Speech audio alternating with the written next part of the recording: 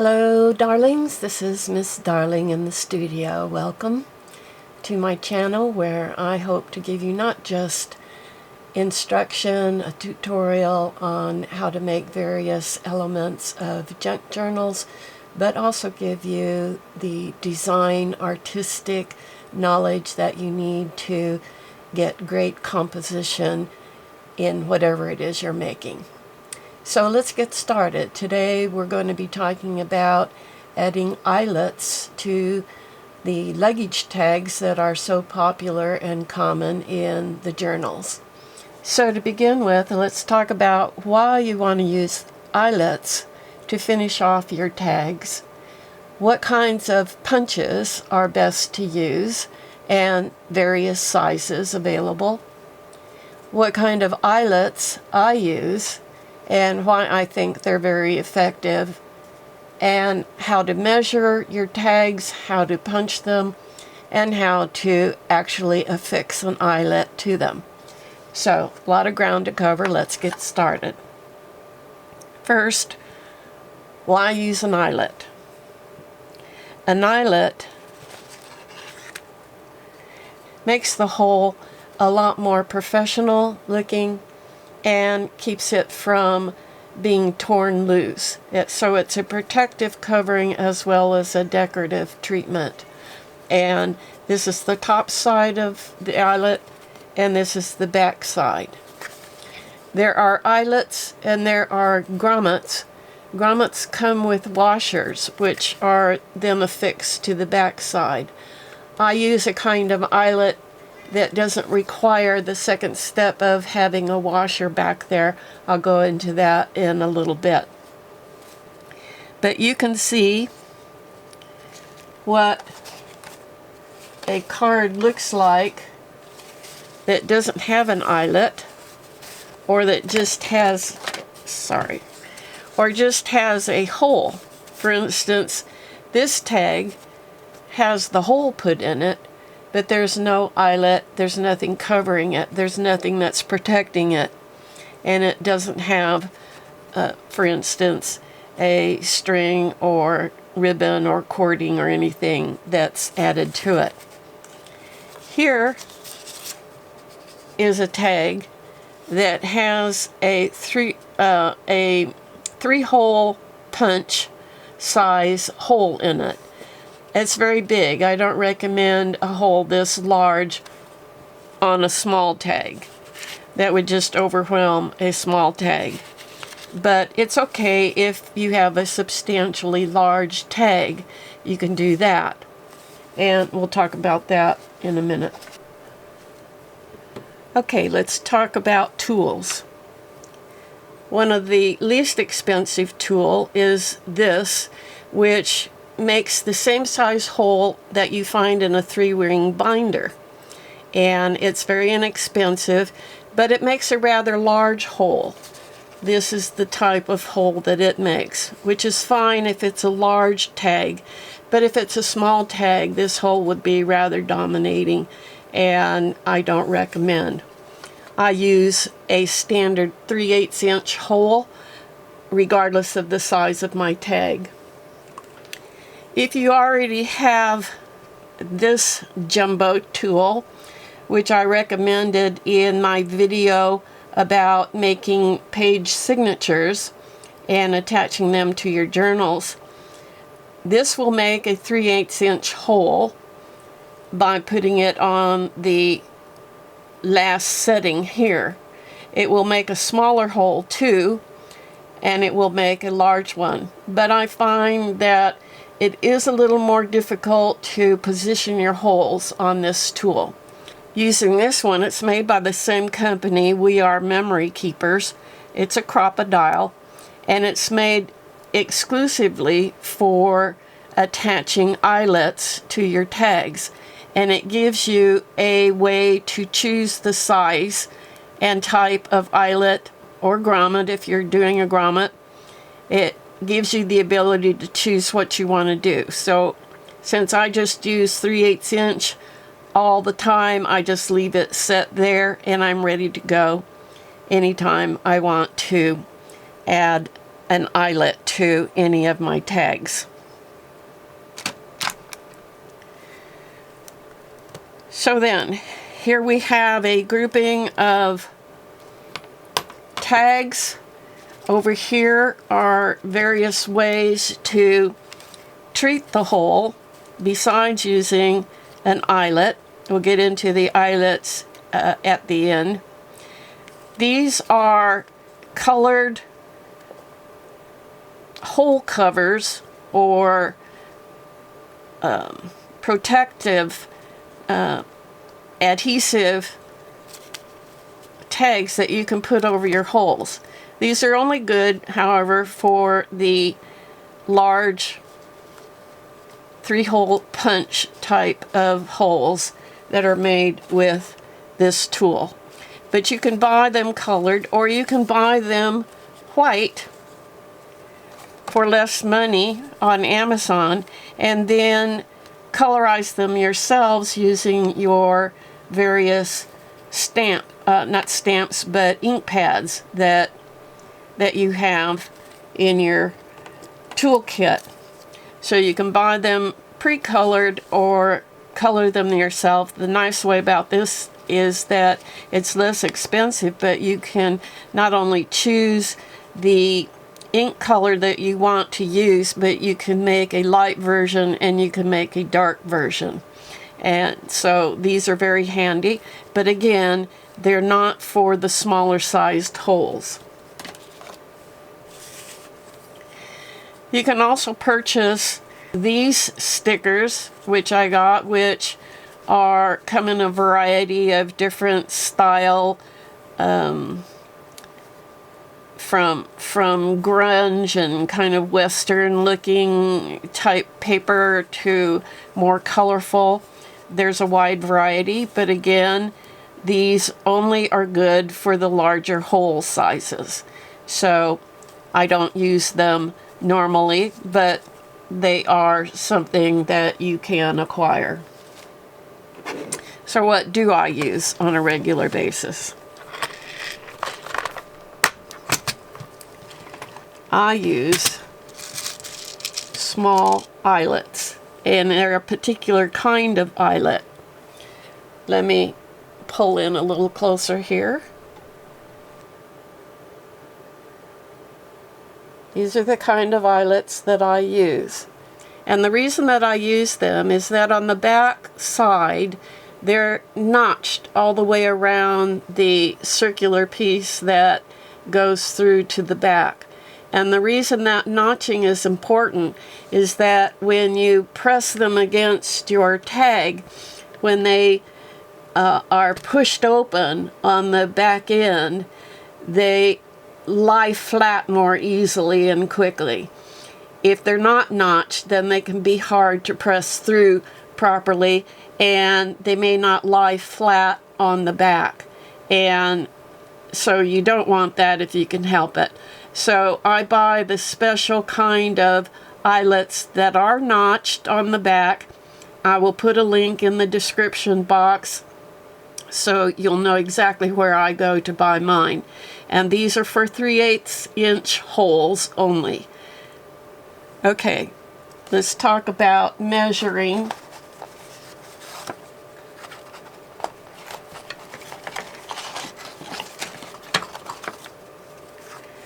Measuring your tags and getting the hole put in the right place. You can, of course, eyeball it without doing any advanced markings, but I've made some mistakes doing it that way, so I take the extra time to make a special notation of just where I want to put my hole. That's quite easy to do if you lay it down on a grid surface like this. I take and put my two ends as equidistant as I can, and the grid helps me find where my center is, and I come down just a little ways from that and I put a little dot there. Here's a larger tag, has a wider top, so I position that approximately equidistant in these two outer boxes, and I can tell that my center is right there. I'm going to come down a little farther.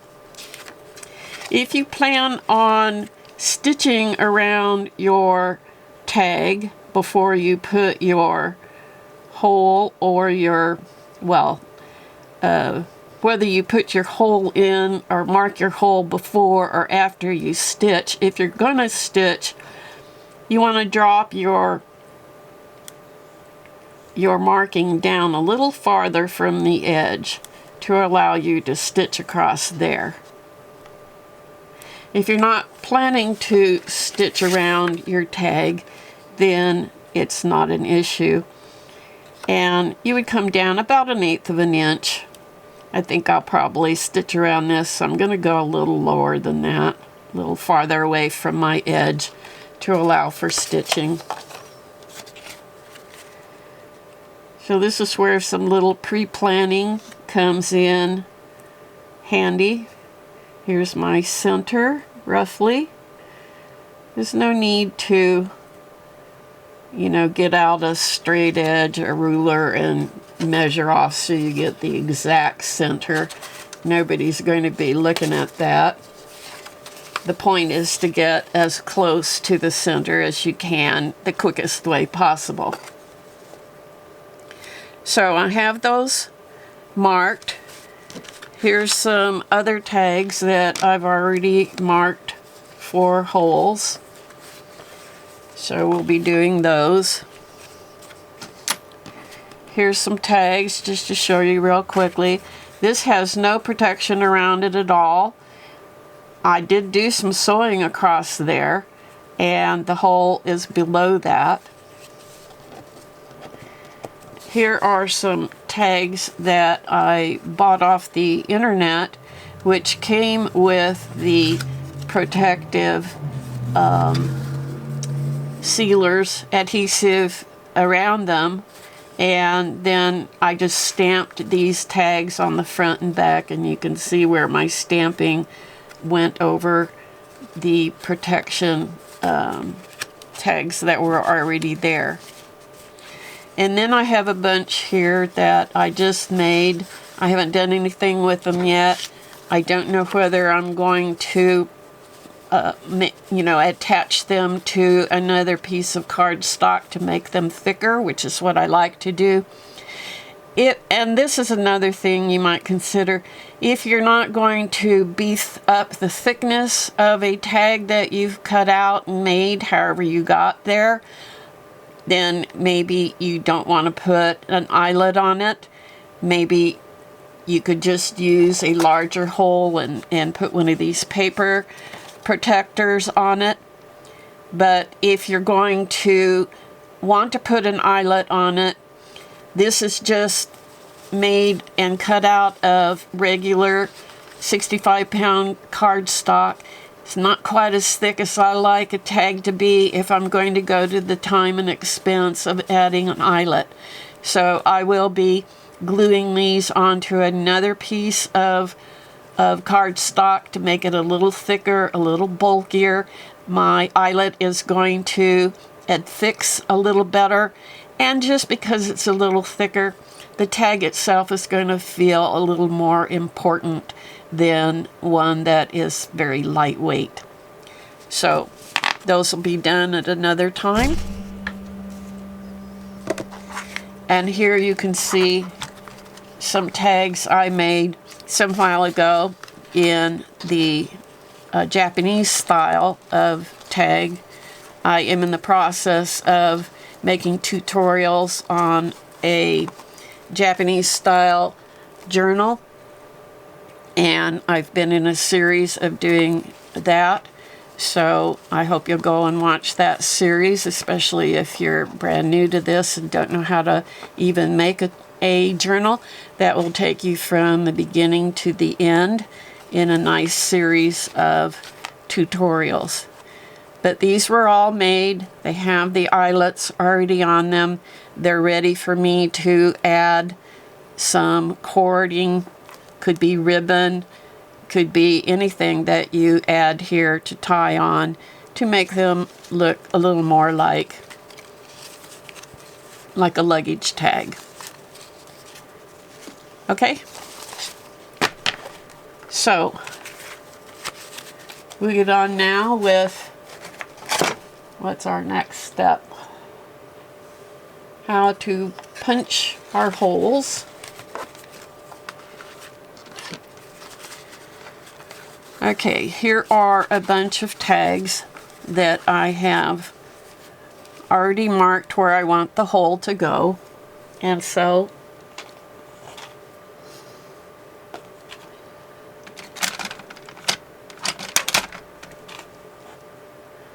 I'm actually going to use this tool.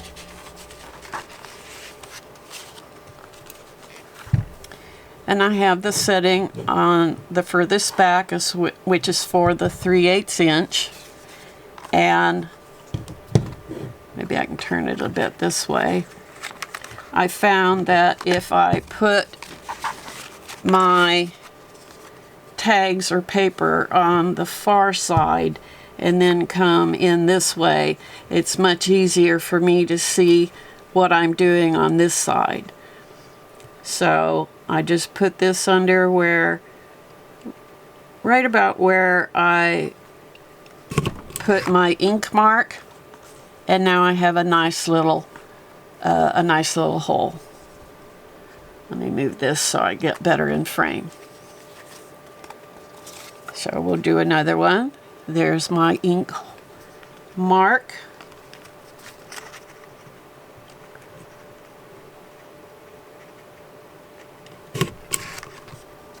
And now I have a nice hole.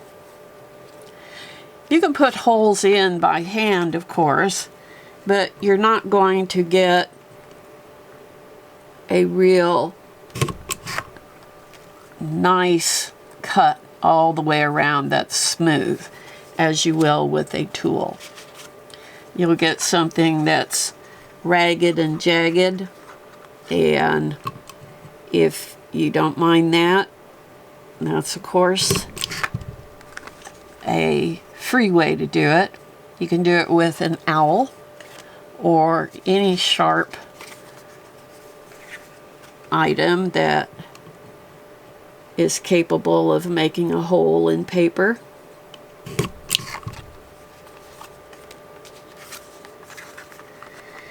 So I like to gang things and do several things all at once rather than just a few at a time, like in the onesies and twosie category. So I do make lots of tags in various styles and colors in advance to have on hand in my stash, so that I'm literally quite never left without tags on hand that I can use in any journal or for any purpose I choose. But I mainly make them for junk journals, and I do a wide variety of journal styles, so having a variety of tags to choose from is very helpful.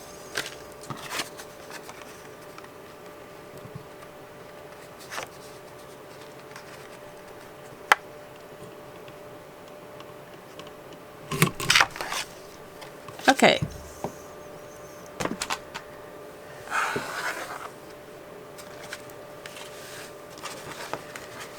So we have all these tags that are now ready for eyelets. These are thinner cards, so I'm not going to put eyelets on those. These are my thicker ones, and copper. and bronze. Some of the bronze has even come out looking quite black. And if you're doing something that's real vintage and grungy looking, then I recommend either the copper or the bronze. I use more of those. These silver ones are a little bit more modern in feel, so I tend not to use them as much. But, you know, Miss Darling, that's just a tag. So there's a silver one. So I guess I have a mixture of an antique gold and a brushed gold and a looks like a brushed silver there. I think I wind up getting a mix from my supplier. Oh, there's a plain chrome. So obviously I get a mix, and there's no way to predetermine what you're going to get.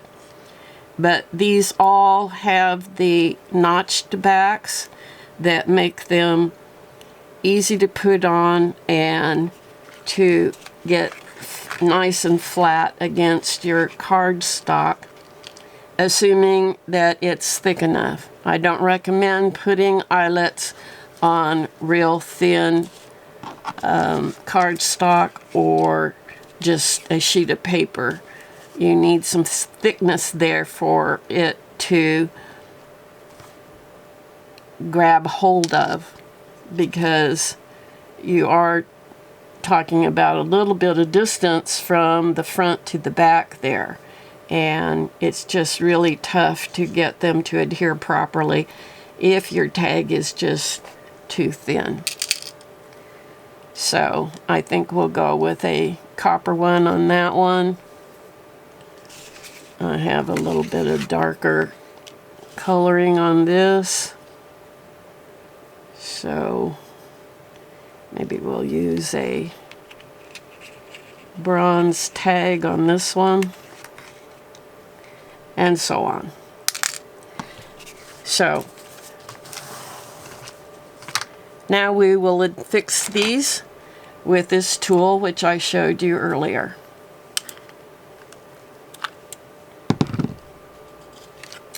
So all you do,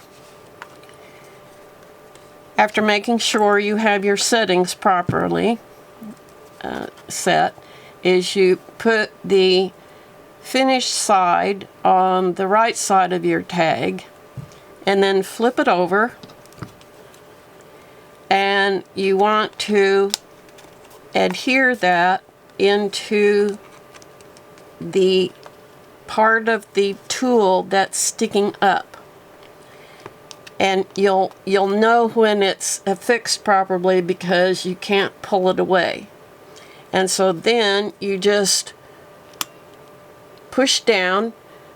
I don't have as much strength as younger people, so I have to use both hands, but you just push down until you flatten it, and maybe you can see that some of the notched areas are poking out, and you turn it over and it's nicely affixed to your tag. So we'll do that again. You set the top side on the front of your tag, flip it over, look for this raised part on your tool. It sticks up, and you slip that in until it catches on that raised part. You'll know when it's right, and then you just press down real hard until you flatten it, and there you go.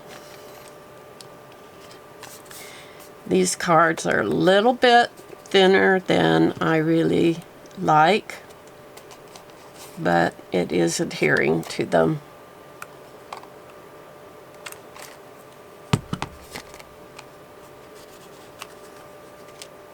Another way to use your hole maker and your eyelets is in a journal cover itself. In this particular journal, I used the book that I had reconstructed.